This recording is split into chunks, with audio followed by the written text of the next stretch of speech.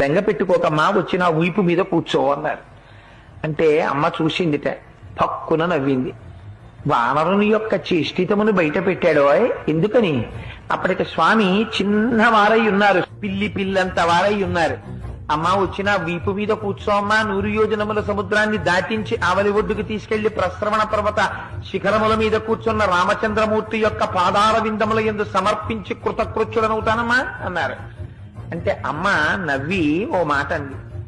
ఎంత మాట అన్నావోయ్ హనుమా, నువ్వే ఇంత స్వరూపమా, నీకో ఇంత వీప, ఆ వీపు మీద నేను కూర్చోనా, నువ్వు నన్ను తీసుకెడతావా, నీ వానర బుద్ధి బయట పెట్టావోయ్ అంది.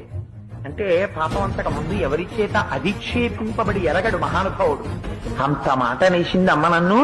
ఇదే నా స్వరూపం అనుకుంటోంది, నా స్వరూపం ఏమిటో అమ్మకి చూపించాలనుకున్నాడు. నిరుమందర సంకాశౌ భవౌదీప్తానలప్రభ అజతవ్యవతస్తేచ సీతాయా వనరోత్తమ.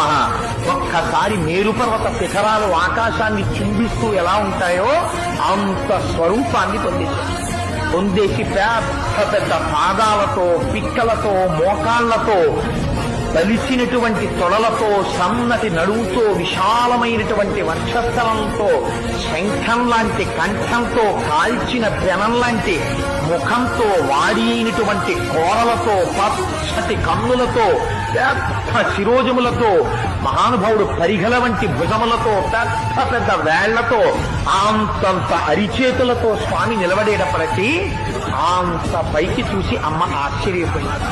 నాయనా, నాకు తెలుసయ్యా నువ్వెవరో. 100 యోజనముల సముద్రాన్ని నీ దర్శన సామర్థ్యమును ప్రకటించి దాటి వచ్చిన రోజునే గుర్తించాను నువ్వెవరో. ఇలా రాగలిగినటువంటి శక్తి ఒక్క గరుత్మంతుడికుంది, నీ తండ్రి వాయుదేవుడికుంది. నాయనా, నాకు తెలిసి నీకుందిరా. నువ్వింత సమర్థుడవు కాకపోతే రామచంద్రమూర్తి నిన్ను నా దగ్గరకు పంపరు.